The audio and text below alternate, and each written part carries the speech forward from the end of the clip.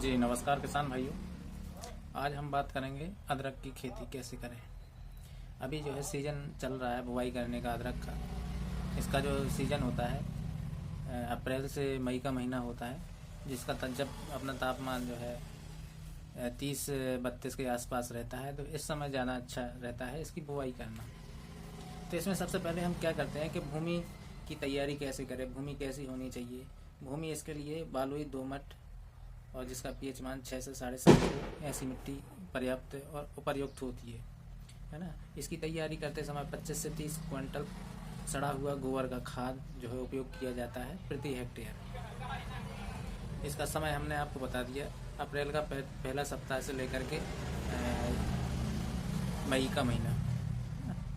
इसमें जो कुछ किस्में हैं जिसमें आपकी सुरभि है, सुरुचि है और आपका सुप्रभा है, ये जो है इसकी वैरायटी है जो आप लगा सकते हैं। इसके बाद बीज कितना रखें, किस आकार का हो कंद, है ना, इसका जो कंद को राइजोम बोलते हैं। तो इसका जो कंद होता है ये 20 से 25 ग्राम का पर्याप्त माना जाता है। जो अपन रोपाई करते हैं 20 से 25 ग्राम का, और 12 से 15 क्विंटल 1 हेक्टेयर ज़मीन के लिए पर्याप्त होता है बीज। इसके बाद जो है आप बीज का उपचार कैसे करें। बीज का उपचार, इसमें तना राइजोम रॉट होता है, जो कंद होता है वो गलने लगता है। तो इसके लिए आप एक तो जैविक में ट्राइकोडर्मा ब्रीडी का उपचार कर सकते हैं। 10 ml 1 लीटर पानी में घोल करके 15 से 20 मिनट के लिए इनको डुबो करके रुपाई करते जाएं। या साफ करके दवा आती है कार्बेंडाजिम प्लस मैनकोजेब, इसका आप उपयोग कर सकते हैं। जो है 5 ग्राम 1 लीटर पानी में घोल करके और 15 से 20 मिनट तक डुबो करके रुपाई करें। इसके बाद आप बात करते हैं इसकी बुवाई की विधि, इसकी बुवाई कैसे करें। तो इसकी बुवाई 3 तरीक़ा से की जाती है। एक तो क्यारी बना के कर सकते हैं आप, दूसरा आप पूर्ण बना के कर सकते हैं, तीसरा आप समतली जो ज़्यादा ढलान वाले क्षेत्र होते हैं तो समतल विधि भी होती है, जिसमें आप डायरेक्ट खेत में रुपाई कर सकते हैं। तो इसमें रुपाई कैसे करें। जो कंद रोपते हैं वो 5 सेंटीमीटर गहरा होना चाहिए, ज़मीन में 5 सेंटीमीटर गहराई तक इसका रुपाई करते हैं। और इसका जो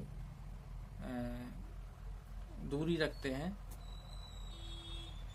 20 से 25 सेंटीमीटर आप लाइन से लाइन, और 15 सेंटीमीटर आप पौधा से पौधा इसकी दूरी रख सकते हैं।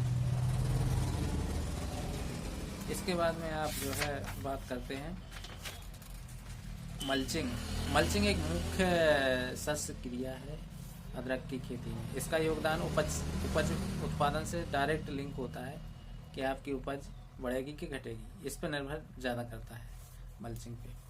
मल्चिंग क्या होती है, इसमें क्या रोपाई के तुरंत बाद इसको ढका जाता है पत्ती से, जैसे आपका अपने यहाँ बुंदेलखंड में पलास या छेवला बोलते हैं, इसके पत्ते का उपयोग करते हैं ढकने के लिए।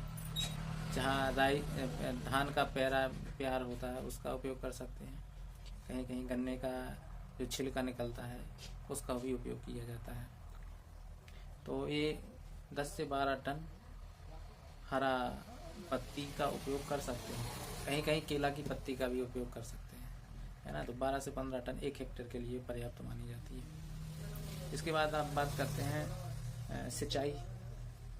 सिंचाई जो है गर्मी में आप 4 से 6 या 6 से 8 दिन के अंतराल में कर सकते हैं। वो डिपेंड करता है ज़मीन पे।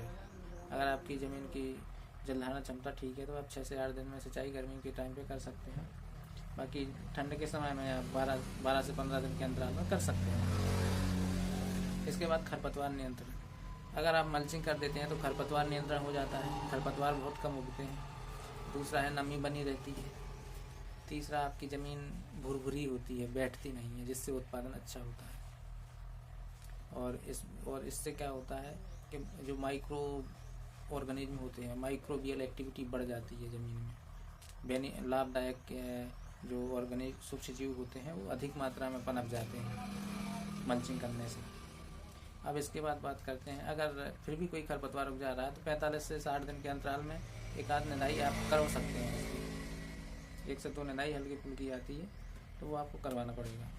इसके बाद कीट कौन कौन से लगते हैं, एक तो इसमें तनाछेदक कीट लगता है, एक इसमें पत्ती लपेटक कीट लगता है, एक इसमें ट्यूबर स्केल होता है जो तने में छेद करता है, ट्यूबर जो कंद में राइजोम में छेद करता है। तो जो आपका तना छेदक है इसके लिए आप कटाफ हाइड्रोक्लोराइड नाम की दवा आती है, या आप जो है तना छेदक के लिए आप इमामेक्टिन बेंजोएट का भी उपयोग कर सकते हैं। इमामेक्टिन बेंजोएट 8 से 10 ग्राम प्रति पंप के हिसाब से। पत्ती लपेटक में आप थायोमेथाक्साम का उपयोग कर सकते हैं। इमीडाक्लोरोपिड आप 6 से 8 ml प्रति पंप के हिसाब से छिड़काव कर सकते हैं। इसके बाद आप ट्यूबर स्केल जो आता है, इसका भी आप ट्यूबर स्केल के लिए भी आप जो है फ्यूरॉन कार्बोफ्यूरॉन नाम की जो दवा आती है 3% में, इसका आप 5 kg प्रति एकड़ के हिसाब से उपयोग कर सकते हैं। इसके बाद डिसीज बीमारी कौन कौन सी लगती है, इसमें एक तो कंद गलन की समस्या आती है, ट्यूबर रॉट, दूसरा आप लीफ स्पॉट पत्ती धब्बा आता है, तीसरा आप उकटा लगने लगता है।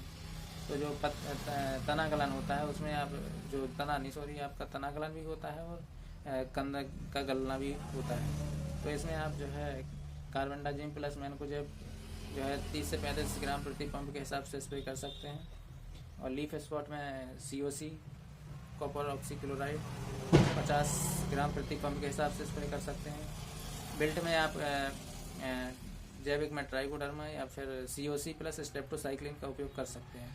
और इसका उत्पादन जो है, इसका जो उत्पादन होता है 6 से 8 महीने की फसल होती है। अभी लगाते हैं तो आप नवंबर दिसंबर में इसकी निकाल सकते हैं। इसके बाद इसका जो उत्पादन होता है 15 से 20 टन के लगभग इसका उत्पादन होता है। जी धन्यवाद।